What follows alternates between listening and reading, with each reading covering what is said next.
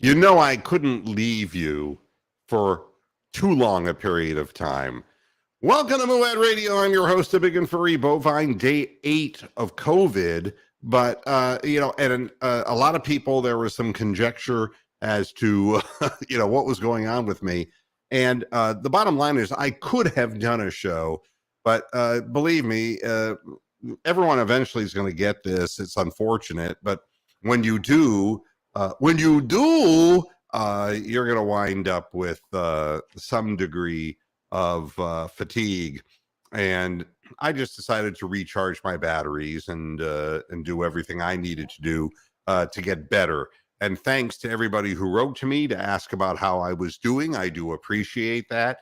And everybody who knows over the 19 years that I've done this, I don't miss very many programs. But this one's kind of a question mark, and you don't know exactly how COVID is going to hit each person. And it wasn't just myself, it was Rox as well. So, when you're dealing with two people quarantined in a house, you go easy and you don't do anything stupid. So, and Gronk this show hit it right on the head. Calvid. Calvin, exactly. Yeah, and it does. It affects bovines differently. Before I get into the main part of the program here, I want to pass along condolences to Ernie Zampese, the offensive coordinator of the old San Diego Chargers Air Corps Yell attack. This goes all the way back into the 1970s in the NFL. Zampese worked as the offensive coordinator of the Rams and Patriots during a 24-year career in the NFL. He passed away at the age of 86. He was one of those guys, along with Don Coryell, who made football exciting in the 70s and made teams like the Chargers and Dan Fouts, even though they didn't win Super Bowls, really fun and entertaining to watch. And there was never any issue of them throwing 5-yard passes and just trudging their way down the field. Whenever they had the ball, they were a threat to go deep and go all the way. So sorrow in the passing of Ernie Zampese. I got some things that, maybe under normal circumstances, I wouldn't even be doing a show today. But to be honest with you, after watching the Browns over the course of this last weekend, there are some things that have dawned on me, and I want to go over this. There is a systemic problem within the Browns organization. It's more than just this or that, one guy, one thing. And I know people tend to focus, whether it's on Anthony Schwartz, whether it's on Kevin Stefanski, whether it's on Jimmy Haslam, whether it's on Andrew Berry, whether it's on the draft, whether it's about the wide receiver room. But to me, it is all based upon a singular poison. And what I'm going to say is not going to be very friendly, all right, as far as the whole situation of football in Cleveland. I don't believe that people come to the Browns to win. I believe they come to Cleveland to make money, but they don't come to win. And I'm not talking about every guy on the roster. I'm talking about a significant enough number of players that we can't scale a hill. We can't get over the hump. And I see signs of it all over. Before the program, I was going over something with Derek, and this is what I see as, and I'm going to, this was up on Twitter and was posted by Grant Delpit, the same guy who was taken out of the game, because of a hip issue that they wanted to be extra careful about. He is on the sidelines basically talking to teammates, and he's walking up to two in particular, The first one that he goes up to, and I'm watching this right now, is Koromoa. And he goes up to him and says, "What's in my eye?" And Koromoa takes a very close look. And the answer is the haters. This is Grant Delpit playing in Cleveland Browns Stadium at First Energy Stadium. And what he sees in his eyes are a bunch of haters. All right. Then he proceeds to go over to Greedy Williams. And Koromoa walks away with a disgusted look on his face. He goes up to Greedy Williams and says, "What's in my eye, bro?" And Greedy says, "Probably one of your eyelashes. I don't see anything." But he insists, "There's something in my eye, man. Come here, look closer."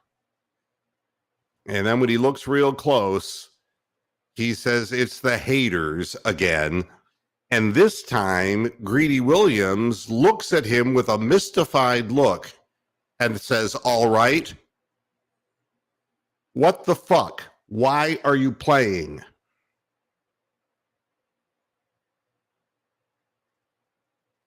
Now, You mean Greedy said that? You said Greedy Grant. said that, yes. You said Grant said that, yeah. No, sorry, Greedy said that, yes. To Grant Delpit. What the fuck? Why are you playing? And this is emblematic of what goes on in a distracted team who is supposed to be getting ready for a football season, and instead they're playing like a ball of shit, like they always do, and we have dissension already on the sidelines. Now, if it were me, I would take Grant Delpit and ship him the fuck out. I said this about John Johnson, and he's back. We bring these people back, and they don't want to be in Cleveland. They want to get paid so that they can then get paid more to go someplace else. If you can't see it, you're blind. It is impossible that for the last years, I can't even count them all, man. Every year, it's the same thing, dissension. And it's not just OBJ.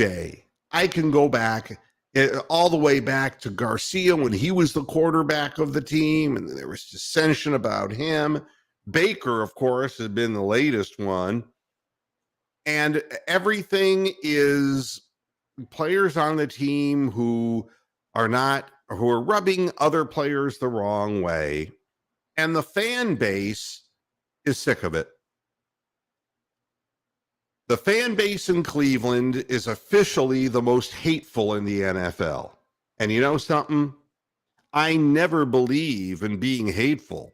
There's no gain to it, because in the end, all they're going to do is make sure that players don't want to come here.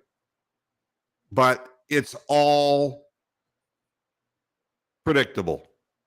Fans are paying money. They're not getting their money's worth. The players want to go out there, and they do get injured, but they don't really play as hard or as well as they could. When was the last missile that we've really seen besides Koromoa, who, really looked like a missile last year? I mean, you look at the other teams. I mean, the fucking Bears kicked our ass. Literally kicked our ass. They have a brand new offensive coordinator, a brand new scheme. And who is making the coverage blunders on deep balls? Well, of course, it's the Browns. Who's missing tackles in the open field? Of course, it's the Browns. Who's defensive holding for no reason? Of course, it's the Browns. Who's jumping off sides? Of course, it's the Browns. Who's running double fake screen passes in the first quarter of a game? Of course, it's the Browns. It's the same shit we keep seeing over and over again. And it's not just Grant Delpit. Grant Delpit's sick of it already. The players are sick of it already. It starts at the top with Haslam. Then it's the front office because they don't know how to draft and they refuse to make the team better at the wide receiver position. You saw the look on Jacoby Brissett's face. He knows he ain't got shit. He had "I give up" written all over his face, frustration. And you know why he was frustrated? Players weren't where they were supposed to be. He throws a pass, and for the umpteenth time, Anthony Schwartz gets knocked off his pattern because he pulls up, and the ball gets intercepted, and he's looking. And do you want to know what's amazing about this? Do you know what Anthony Schwartz said to Jacoby Brissett after that play? Yeah, he said he was sorry. No, you're not, bro. And you know something? Camera shows him on the sidelines. He's sitting there all by himself, smiling with that little rodent look. He has those little rodent eyes. He looks like a motherfucking opossum. That's what I'm going to call him, the opossum. He only comes out at night because during the day games, he can't see.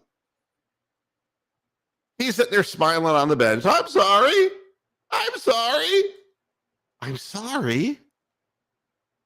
And Stefanski stands up in front of the world and says, "Nah, we're not gonna cut him because this is a dick measuring contest." Which is unbelievable. Unbelievable. Kevin Stefanski, how many times have you heard him come out and say, "Oh, well, the players are competing and we're going to do what's best for us," and the standard coaching answers? No, with Anthony Schwartz, it's nope, he's good. His spot's secure. Well, Why? Why? Because of who drafted him. If all of us were as bad at our jobs as not Kevin Stefanski, as Anthony Schwartz is at his, you would have been fired yesterday. But for whatever reason, he's a 3rd-round pick. Okay, bud. Whatever. Yeah. Hi there, Tom. How you doing? And Rick. Yeah, you're absolutely right. But I guess my point isn't that Anthony Schwartz is bad. I think we've made that point perfectly clear in this program in the past.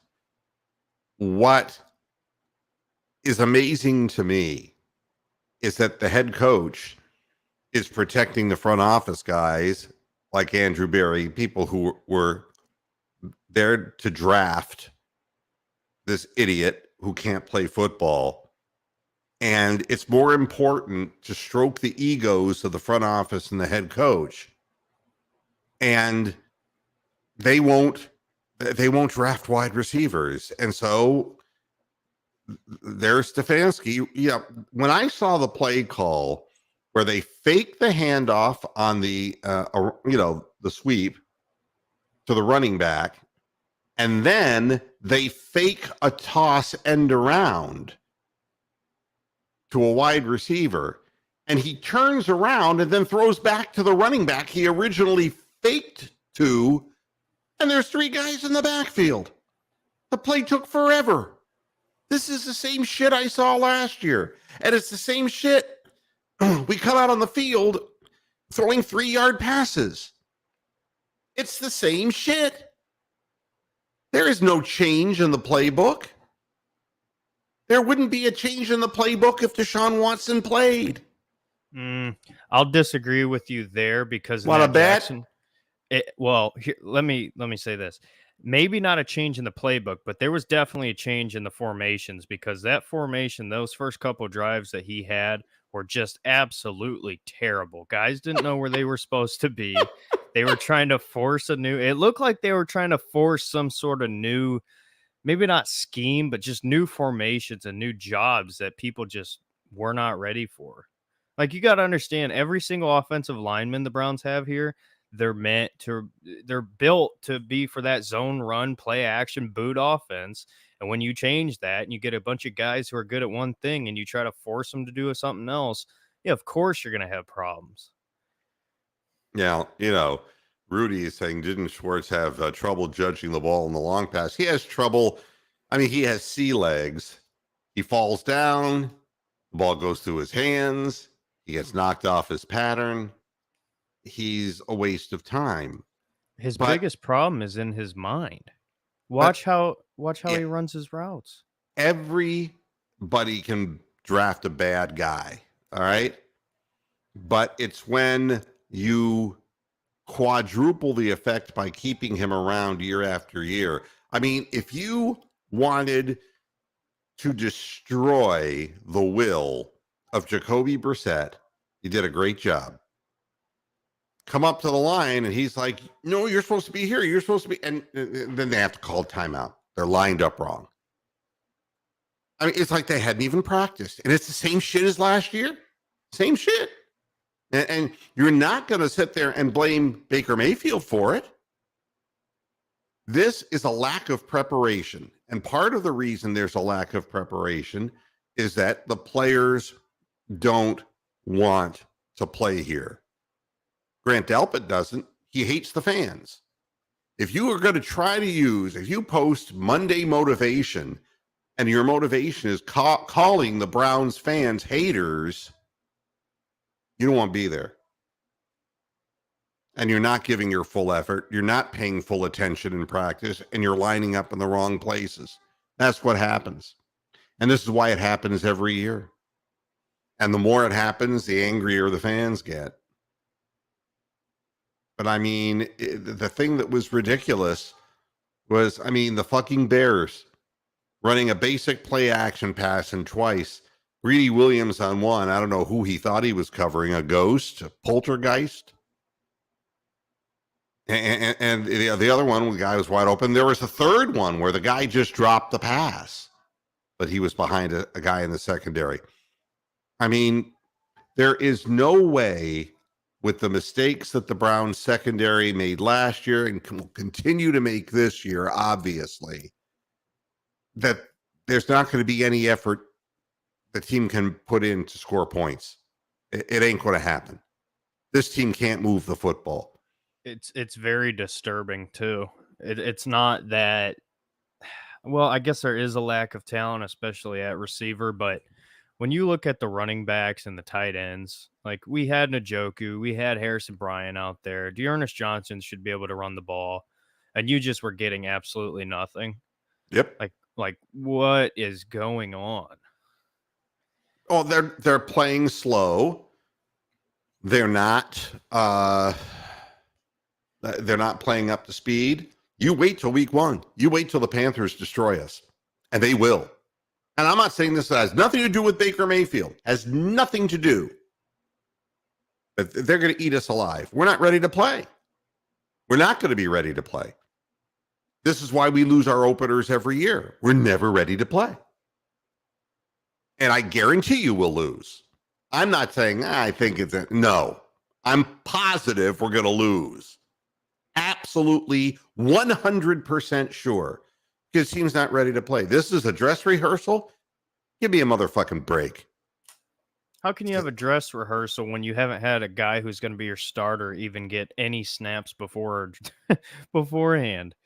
Oh, we're afraid. We're afraid of playing Jacoby Brissett because we're afraid he's going to get hurt. Meanwhile, you got Patrick Mahomes out there playing in the preseason. Yep. What are we doing? What are we doing if Patrick Mahomes can play and they're not afraid of that? But we can't throw, God forbid, Jacoby plays. It's the end of the world. It's too risky. And, here's the thing. I'll tell you some things about other players, and it bothers me. For all how great Myles Garrett is, there's how great Myles Garrett thinks Myles Garrett is. Oh, I should be like the top 3 players in the NFL. He was number 11 as voted. I should be the top. But what has he done? What play could you point to when you absolutely needed a sack, needed a stop, that he made a play? And you want to know, he's playing for himself. He's not playing for the Cleveland Browns. Fuck him too. You know what he does? He goes after whatever glory there is, and when it matters, he's out of breath and has to come out of the game because he refuses to pace himself like a normal human being. He's a glory player. And you know something? We're playing in a division where they're going to beat up on us. The Steelers are going to kill us. And the reason is because of intensity. Oh, their offense ain't going to do nothing. Their offensive line is the worst in the NFL. I don't care. Horrible. They'll get 5 turnovers. I'm telling you, they will win. Well, there's that too. Yeah. And also, Tom brings this up, penalties. That's the most disturbing part of this entire preseason, the lack of discipline. It feels like we're watching Freddie Kitchens. We said this all last year. This is like a fucking rerun, man. You know, all we hear from Stefanski is, oh, you know, we gotta do better. We gotta be better. We gotta eliminate the penalties. And before that game was a quarter and a half old, it was 7 penalties against the Browns and 1 for the Bears. Now, why are they disciplined and our guys aren't when they're in the first-year system? Yep, new head coach. There can't be an explanation other than the fact that he's the wrong coach, it's the wrong front office, it's the wrong ownership. And you know something? If I were Cleveland Browns fans and that's the homecoming and the effort that they gave, I wouldn't even show up for the games. Fuck them. Well, I think there's a sense of entitlement too, because if you look at the Bears, what is that team? It's full of unknowns. It's full of guys who are not looked at highly. They have to go out there and they have to earn it. The Browns go out there, and there are guys who put in effort. I will say that Alex Wright had a hell of a last preseason game. There were a couple other guys who I saw more effort in, but the main focus of guys, the main group of guys, they look like they're just there because they're privileged. They know they're going to make the roster. Like, there's entitlement. And I'll tell you something else. And for all the Deshaun Watson talk and all the Jacoby Brissett talk, Joshua Dobbs should be starting. He's definitely made his case. Not Jacoby Brissett. I will tell you why. And I know this is not going to make me popular with a lot of people. The quote, I'll give you a quote from Jacoby Brissett. All right. And let's see if I can. Here we go. Browns quarterback Jacoby Brissett on his starting role. I just have to be myself. I don't really kind of try and do anything more or less. More so, I just try and be myself. 14 and 23, 60% pass completions, very few touchdowns, no long balls, short ball, dink and dunk. That's who our starting quarterback is by his own fucking definition. I just have to be myself. I don't try to be. I don't try to do anything more than I can do or anything less. I'm satisfied with being 14 and 23. Fuck him. Don't play him. The fact of the matter is, and I'm not going to tell you that Joshua Dobbs is a better quarterback, but damn it, he wants to win. Mm-hmm. Every game that he's played, what do you see? Full on desire. Effort. Desire. Yes. And look, I know he's underpowered. I know his arm doesn't get the ball downfield, but it doesn't matter because none of the patterns go downfield anyway. But when I see, Brissett just sitting there with a blank look on his face and not rallying the troops, and this is right. And Ronald, when you're looking at what happened when a primary receiver isn't open and you just start running for the pylon in a meaningless preseason game, and this guy goes up the ladder, man, to get you the touchdown. They say, oh, he's playing for a roster spot. Fuck that shit. I've been down this road with this team and this organization. You want to know what I saw many, many years ago? I saw Mike Phipps, who was a 6'3", 215-pound guy with a good arm, and little skinny Brian Sipe. And Brian Sipe had more desire in one pinky than Mike Phipps had in his whole fucking body. And what did Mike Phipps ever do? Nothing. When they finally gave the chance to the weaker armed Brian Sipe, who couldn't throw a ball on a rope to save his soul, teams started winning. He started compiling 300-yard passing games, and he was accurate. And he found people who were open. Joshua Dobbs is intelligent. He's smart. He studies the playbook. Do you think Jacoby Brissett gives a goddamn about the playbook, about studying? I mean, he doesn't even know where he is from one year to the next. He's vagabond quarterback. Well, and we haven't gotten to talk about it because of you being sick, but I went to the Eagles game. Well, I mean, literally just the entire look of the offense, the feel, the execution, it changes when Dobbs is in there. I mean, like you talked about, that full everything effort, moves, it speeds exactly. up. You can't miss it. And you can see it literally when things break down. He's not looking to throw the ball away. He's not looking to force things. He's looking to take whatever's there. And half the time, it's not there. It's like that run he had. In that Eagles game, it was the one where his jersey got ripped, where he was looking right, rolled out to the left, got his jersey ripped, ran right up the sideline. I mean, how many guys are going to put in that effort? Same thing with Ronald was talking about with the 2-point conversion. I mean, how many guys are going to go out there and say, I don't give a fuck that it's the preseason. I'm going to go win. I'm going to go do my job. It changes. It changes when Dobbs is in there versus Rosen. It changes with Brissett versus Dobbs. I mean, even Watson. When Watson was playing, I mean, just the team morale and the effort, it's just different. I see with my eyes, okay? I don't have anything personal into who was drafted.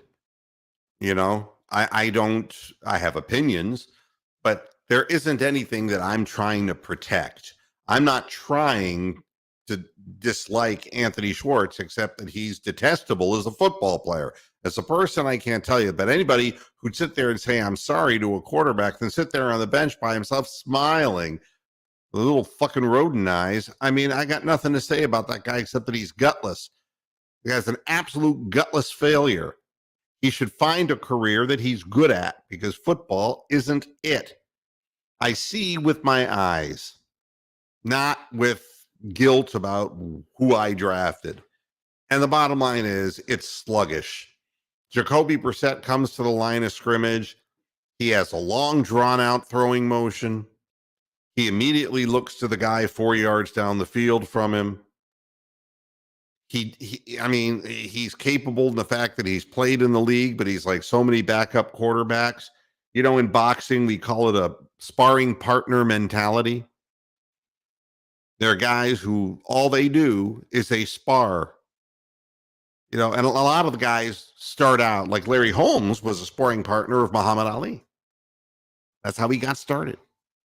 So you get started and you're told you don't hurt the champ. But eventually you want yours and you go out and you get other sparring partners that you can beat up on.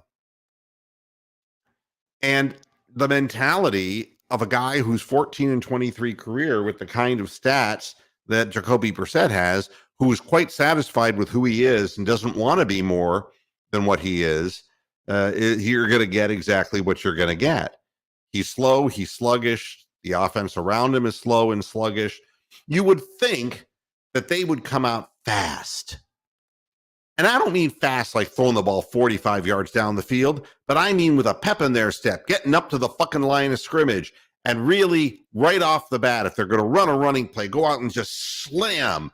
I mean, instead they're playing off on their heels. They're not even sure what the snap count is. They don't know where to line up.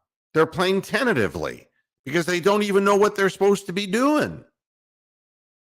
And as soon as Dobbs is in the game, all of a sudden, players who aren't even near starting capability. And a number of the guys, like Wims and Bradley, who got cut already, they looked like they had more pep in their step. And the reason that people are all busted up about Wims being, being let go, Wims isn't a starting receiver. Let's be real, folks.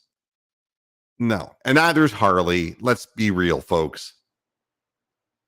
But when they were in the game with the quarterback that was on the field, everything started moving. The tempo of the game picked up. The time in the huddle sped up. And things were more definitive. When Dobbs goes back to throw, he's looking at specific places that he needs to go with the ball. All those false starts stopped because he made sure they knew what the goddamn snap count was, and he just told them how to fucking line up. And the goddamn guys who were trying to make the team, just make the roster, they knew where to line up better than the people who already made the team. And guess who played the most in the preseason? Josh Dobbs. The man was out there for most of every preseason game. So, yeah, of course. I mean, it makes sense. You got guys out there who actually want to play the game of football, want to make the team, care. They're going to give their full effort. They're not going to sit there and stand around and not care about being in rhythm. And then you don't be surprised when they're successful. I mean, it's what happens. No, I mean, I'm at a loss because I know it's coming. And the Bengals are better. And we can't beat the Steelers or the Ravens because they put more effort into it.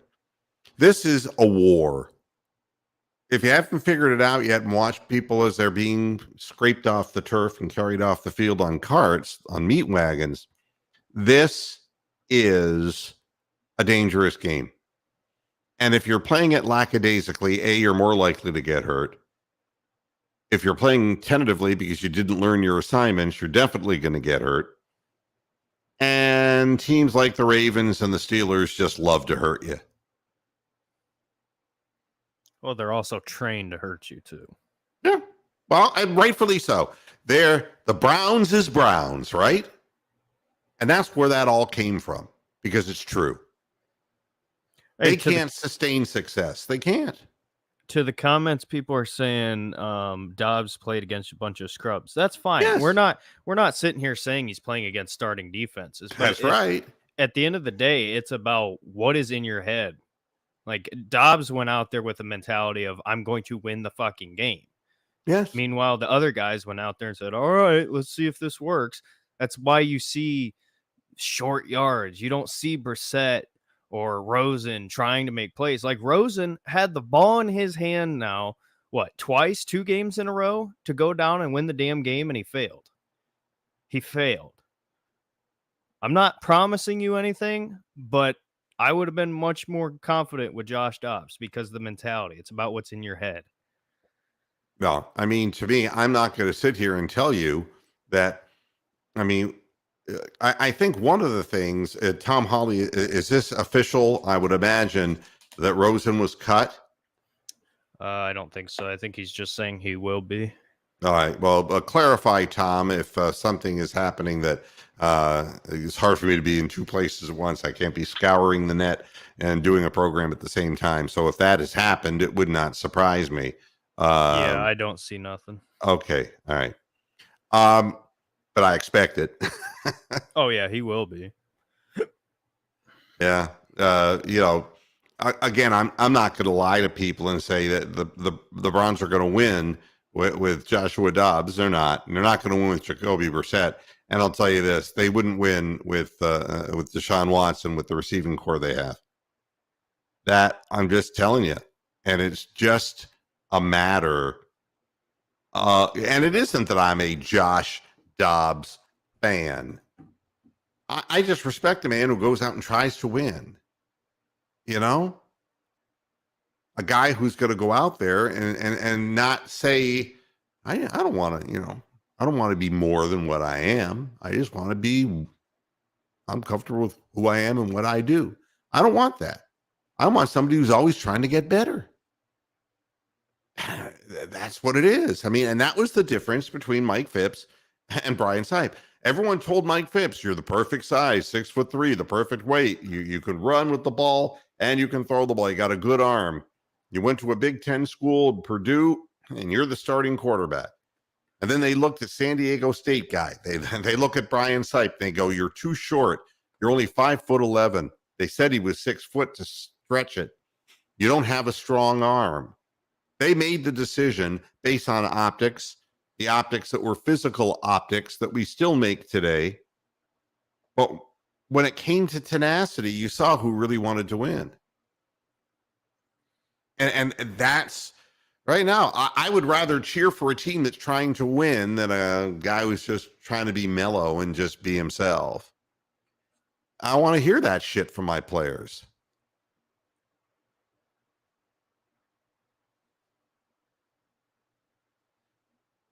Come on, Amsterdam, why don't you kill me? I gave him his one little flash of the show. And, you know, there are a lot of players, and yet Tom's talking about Doug Flutie. And, you know, the fact is Doug Flutie never put enough points on the board. And, you know, so his career is, you know, the Patriots and all that. It wasn't a successful NFL career. But, and I'll say this, we're used to Baker Mayfield, who has that I'm going to plant a flag on your field attitude. And I've got real questions, and I watched. Yes, I did watch the entire time that Baker played in the Panthers game, and he did all right. There's nothing wrong with what he did. He looked very similar to the way he looked in Cleveland, which is if you run a vanilla offense against him, he will find on the first read people open. But when he had his first read taken away from him and he tried to scramble, he got chased down from behind. He made a stupid play when he was scrambling out of the pocket and initiated contact with a guy in the secondary with his shoulder after his shoulder was hurt last year.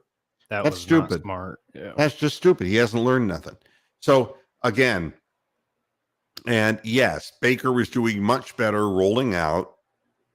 And thank you, Tom, for the third point that I was going to forget. Out of the pocket. He was more effective out of the pocket than he was in the pocket. So this again, and they don't have an offensive line. They couldn't run the ball. Panthers could not run the ball. Now, McCaffrey wasn't playing, but the offensive line looked like they were better, pass blockers and run blockers, because when he tried to run the ball, everything was getting swallowed up a yard or two behind the line of scrimmage. But the bottom line was they were playing against second and third stringers from the first snap. Yeah. Buffalo just didn't play anybody. You know, it's going to be interesting week one, because we can talk about whatever logistics of that game you want to talk about, but that's going to be a battle of who can run the ball better and who can play defense better, because Cleveland's weakness is interior run defense. And I've talked to plenty of Panthers fans. They say the same thing, that they hate their defensive line and it's terrible. They can't stop the run. So I don't know. We'll see. Yeah. And I'll start with Stefanski. Right after the game, his opening statement. Guys fought hard there right to the end. Proud of the effort throughout the game, especially in that third and fourth quarter. Yeah, the guys who aren't going to be on the team, Kevin. Exactly. You stupid fuck. I mean, look, if it weren't for Parma being up there, I'd call you a dumb fucking Pollock. That's what I'd call you. What kind of stupidity is that? Hey, outside of Josh Dobbs, you know who gives the most effort on this team in the preseason? Cade York. Well, no. John Kelly Jr. Oh, yeah, John Kelly Jr. is not the most gifted runner. Unbelievable. Keeps his legs churning, doesn't he? When I tell you that game, I watched him and I just watched his legs, because, as a running back, obviously I've never played running back, but I've seen, through practice what they're taught, whatever. just keep your legs moving, put your head down, push. I've never, ever seen a running back not want to go down like him. Like, I don't care if it's guys who are going to be working at Walmart, just his ferociousness when he runs the damn ball. It is unbelievable. I'm proud of that kid. He won't make the roster. I don't know if he'll be on our practice squad, but you talk about heart. That kid's got some heart. See, how about a little oral sex for our fans out there? Your channel's gone, motherfucker.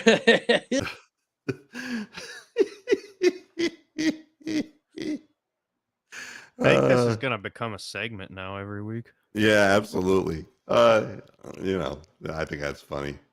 But don't worry. The big band hammer came out. The bottom line is, what did I expect Kevin Stefanski to say? If you don't have anything, don't say anything, but don't sit there and say that he's proud of the effort throughout the game, because that's just an absolute fucking lie. Just an absolute lie. You got a guy on your sidelines. Rick, What? oh my gosh, that's hilarious. What? Rick said that lady has better hands than Anthony Schwartz. Oh, what a perfect line. Oh, God. That's funny. Jeez. Yeah. The thing that's funny about all of this is that the head coach is supposed to be somehow honest with players, and he doesn't want to show a frustrated face to the public, and I understand that, but you don't say that you're proud of that effort. I was embarrassed. They didn't even look, and it wasn't even that they didn't look like they wanted to play. Just hearing Grant Delpit say what he was saying, and then Greedy looking at him and say, "Then why are you playing?" I mean, when this kind of stuff is going on your own sideline, is bad. Hey, Tom, I found out AVP has been calling plays as well, so they've been splitting. The playbook is a waste. The playbook. I mean, the problem is we're right back. It's almost like the conclusion is already set up. They purposely don't draft or acquire wide receivers so that we're stuck with the 3 tight ends again. Yeah, and who the fuck's your third? Johnny Stanton, a fullback? Go get OJ Howard. Yeah, well, I mean, it's going to be the same thing. I mean, you were wondering why Hooper couldn't get down the field and get any separation. You're going to see the same thing from these guys. Same fucking thing. And, everyone's saying, well, we just got to run the ball more. Yeah, they're going to put 7, 8 men in the box. Yep. Running means nothing if you have no pass game. That's right. And especially when they know that the quarterback only likes to throw 5 yards down the field, and he's happy being Jacoby Brissett. Yeah, it's a big damn problem. That's what I would tell you it is. And then, to make matters worse, there are the players, few and far between, though they may be, who work hard. And I say that I support the team because of the men on the roster. And Joel Bitonio is a guy I support and will support until the end, just like Joe Thomas. And when he made the comment, here we go again, it's Cleveland against the world, the Cleveland fans came down on him. That's so stupid. They pissed on him. And it's gotten to the point where the fan base is toxic. The players don't want to be here. They hate the fans because the fans hate them. And nothing good will ever come of this. And, one of the things that really, and I'm going to say something that, again, is going to upset people, but this is the truth. I'm watching the Guardians play, right?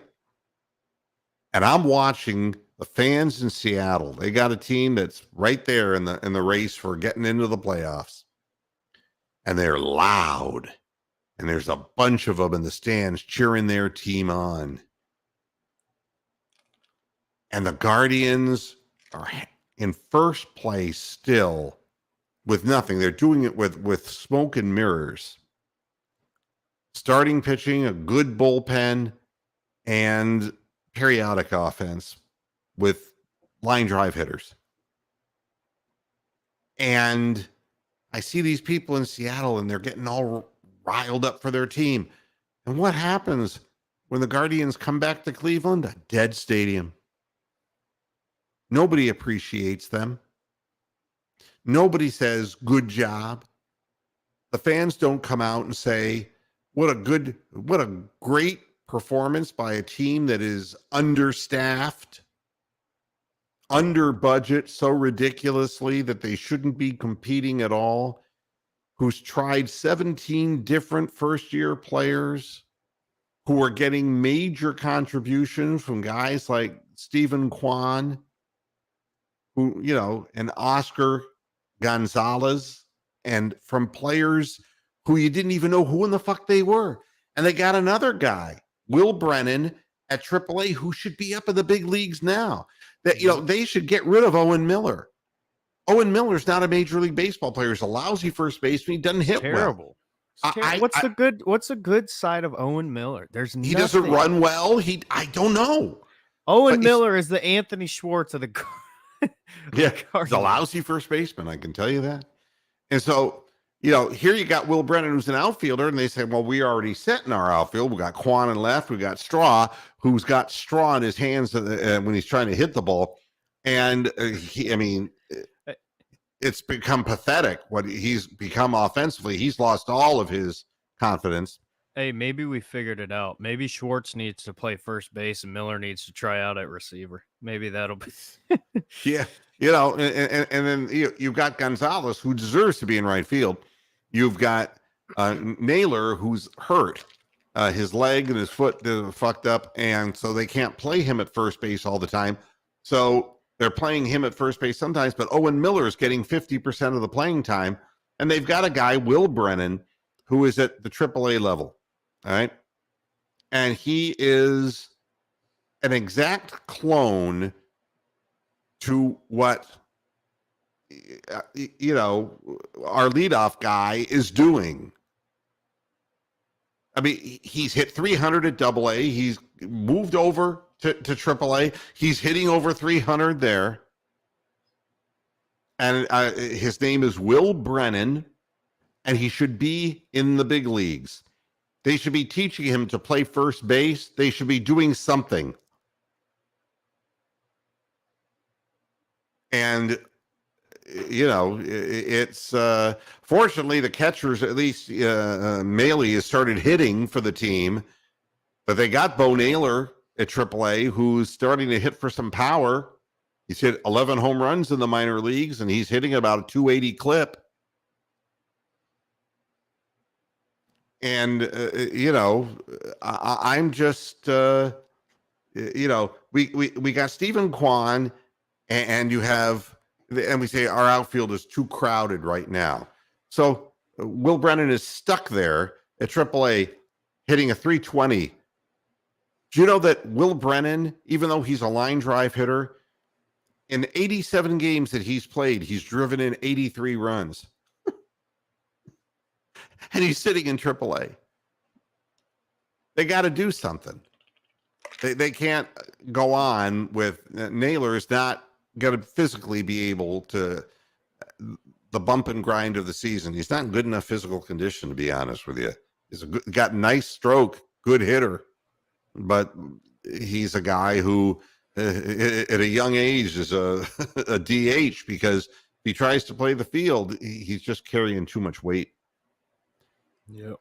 So at any rate, to finish the story about Bitonio, so Bitonio says, is Cleveland against the world? And then he has to stand up and say, you mean Joe Thomas? No, Bitonio said this. Oh, I thought you said Joe Thomas. I'm sorry. No, I'm saying I respect Batonio like I respected Joe Thomas for being Never a guy and 9-year player who's given it all his all. And basically, he says, what I said was, we're going to stadiums and we're going to get booed by people, no matter who's playing quarterback for us and as a team. We come out and say Cleveland against the world. If people want to take that in the wrong context or talk about it in the wrong context, that's their opinion. But I know we have good people on this team that are working hard and trying to be the best for the Cleveland Browns. And the fans got down on him for that. Stupid. And this is all, and then, but unless you think it's just football, the Guardians can't draw flies into the stadium. There's nobody cheering these guys on. As a city, Cleveland has some good things going on. But as fans, they're shit. They're shit. They're the worst fans in the country right now. The worst. Because if it were just the Browns, I'd say, you know, look, they have a right. The Browns come out and lose. They have one good year in 30 years, you know. I can understand people would be reticent to really get excited about them. But the goddamn Guardians, they played 500 ball last year with nothing, and now they're in first place. Where's the home stretch? My God, there's actually a magic number on the board of like 35. I know it's high, but they have a chance to win their division. And wouldn't it be nice if the stadium were to fill up with people? But they don't, because they're hateful. They, you know, and it's, oh, the Dolans are cheap. The Dolans are cheap. And you know something? You can rant about that stupidity all you want, but you got players out there. If you watch the Guardians play, oh my God. I mean, Gonzalez stole a base and they called him out and he was safe. They run. They take advantage of teams. They play aggressively. Everything you'd want if you're a fan. Everything that you'd want. And the fans aren't there because people in Northeast Ohio don't appreciate it. They used to, but they don't anymore. So, you know, I just, it's really hard to side with the fans on this. And, you know, and it is fun kind of watching Cade York, but I got to be honest with you. When you get him out on the field, the first thing you do is say, hey, Cade, go out and kick a 58-yarder. Is that what this is? Is that how they're going to fuck this guy's head up? It's like, we're not going to let you kick. And you know how Stefanski is. No, we're actually near the red zone. And we don't get there but twice a game. We got to go for it down here, Cade. The only opportunities you're going to get are from 58 yards away. I mean, I can see it all happening. If they let him be him, he's going to save this team in a lot of bad spots. Because I know everybody wants to talk about, oh, he hit the upright on the one. And he does. I will say he does have a tendency to hook right a little bit or left. I'm trying to think where I was at. But anyway. Yeah. Well, the one he kicked and it looked like it was coming back. Mm-hmm. Yeah, and then it didn't go as far left as the rotation as he thought. But look, it's tricky. Everybody knows that stadium is not the easiest stadium to kick in, and he's got to get acclimated like any rookie would to the environment that he's playing in. But once he does, man, ooh, watch out. He's got a massive leg, but I read something from the coaching staff that makes me think that there's going to be a problem with him. Uh-oh. And when asked to describe him, the special teams coach, Prefer, said he's a headstrong kid. Like, we haven't broken this colt yet. And it's like, you know, where does Prefer have to say anything about any player on his special teams unit? What has he done? I don't know. I don't know what the deal is. If he's headstrong. The guy kicked the ball good from 57, and it would have been good from 64. Okay. And he's this is every guy that we've had in the past who's, kickers who were supposed to be one thing or another, either had limited range, and then, and how many times can you hit the crossbar? And we've had some of the worst drunken kickers that I've ever seen in my life. Yeah, remember the kid's name last year? I forget what it was. We did this before on a different show, but Yeah. There's a lot. Yeah. It looked like he was, every time he went out on that, it looked like it was a fucking sobriety test, walk a straight line. I gotta line it up. Yeah. This guy just gets out there, makes a quick adjustment, and blasts the ball 60 yards off his foot. The ball explodes off his foot. And even the one he missed, I mean, that from that distance, are you kidding me? That early in a game? I mean, it was a hell of a kick. when he casually makes 70-yarders and warm-ups. Yeah. And, I'm going to put up with, Rubber City breaks. The Indians front office is the best ever. They churn out pitchers and hitters left and right. The Browns get rid of Baker under contract and did everything backwards. Let's go one thing at a time. The Indians front office has to know what they're looking for in pitchers, because let's be honest, the Rangers just handed us Class A. And I don't know why the guy throws, 100 miles an hour. And it's like we see him as a closer with his arm, and Texas couldn't get through to him. These guys keep coming to us. I mean, I'm not going to tell you that Zach Plesac is a that good a pitcher, or I'm not going to tell you that, but look at Tristan McKenzie, how far he's come. He lost his last game because he gave up 3 runs in the first inning. He came out and he just didn't have it. And then for the rest of the game, man, he just shut him down. The team didn't score anything. But the bottom line is how far he's come in a short period of time is because they know how to handle pitchers. That's obvious. The organization knows what they're looking for. And I'll tell you something else. Since they got rid of that Tyvon Berkeley nonsense guy, the hitting coach in there now is preaching contact. It's like, what a concept. Hit the ball. See ball, hit ball. Unbelievable. Instead of just taking these big gargantuan swings for the fences, and look what we get.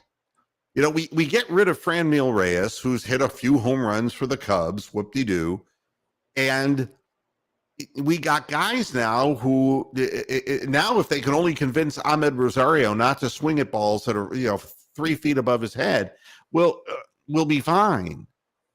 I want Will Brennan up, and I want him up here now because his statistics in the minor leagues, as far as strikeout ratio, is almost identical to Kwan's when Kwan was playing at AAA.